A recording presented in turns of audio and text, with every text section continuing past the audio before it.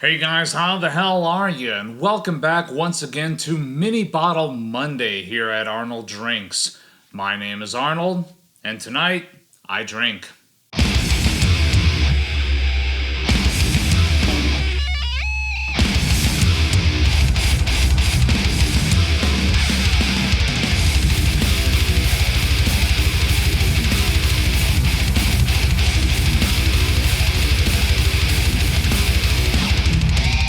So tonight on Mini Bottle Monday, we have yet another special delivery courtesy of Mr. Eli Schott.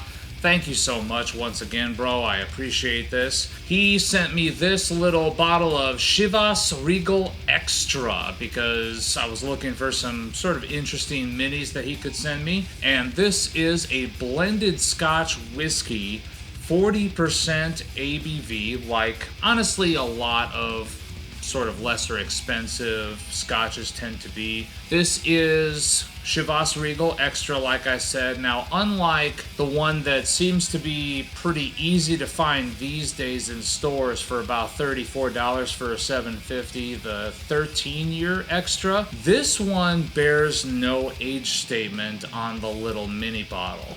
So, could it be 13 years? Yeah, it could be, but we have to err on the side of caution here. There is no age statement whatsoever, which means it is honestly 3 years and 1 day old at the minimum, and we kind of have to treat it as such. But let's give this a little check here on the nose, see what we're dealing with. That is a little bit better than I was expecting, I'm not going to lie. Sometimes with these inexpensive blended scotches, you kind of get an amalgamation of stuff that is just kind of fighting each other for supremacy. And when it does that, in the end, it just kind of ends up canceling each other out by the time you're on your last sip from the glass. So it's kind of nice that here from the aroma, I'm getting a lot. I'm getting a bit of an oaky character, bit of dried fruit, kind of rich, almost pungent fruits. A little bit of berry in there, apricot, a little bit of grain in there too, vanilla. There's honestly a lot going on for that.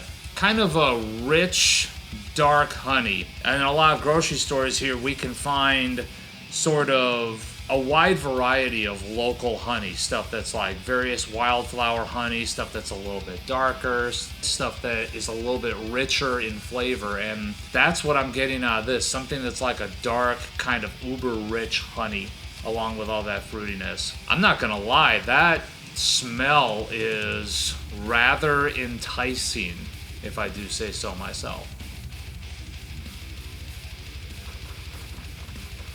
That's kind of an interesting experience. So you get a little bit of that sort of honey-sweetened fruit right off the bat, right at the forefront, and it kind of trickles away fairly early, giving way to a bit more of like a graininess to it. Almost like a cereal graham cracker kind of thing mixed in with the woodiness.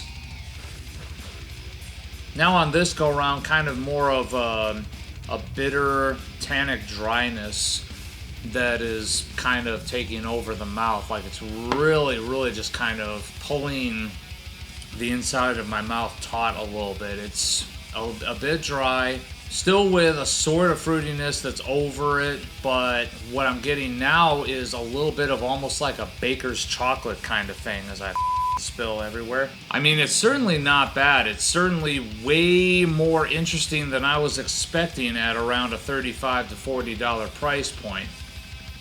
That is really interesting. Not quite sure if I feel like I love it or not, though. The finish is where it gets probably the most interesting, because with sort of the slight desserty textures of the nose and of the palate, they kind of give way to something that is a little bit more like the barbecued burnt ends that you sometimes get out of some of the higher proof single malts and peated stuff. Some of the peated stuff that I've had lately has just kind of had that sort of barbecued burnt ends sort of flavor to it, which is not a bad thing at all. It's just kind of weird that here you're getting something that's a little bit more fruity, more dark cherry, that sherry matured cask influence is very, very present. Apricot notes, dried fruit, etc. A little bit of chocolate in there for good measure, and then it just kind of gives away to this sort of earthy barbecue-like note in the finish. It's very interesting, but a bit odd.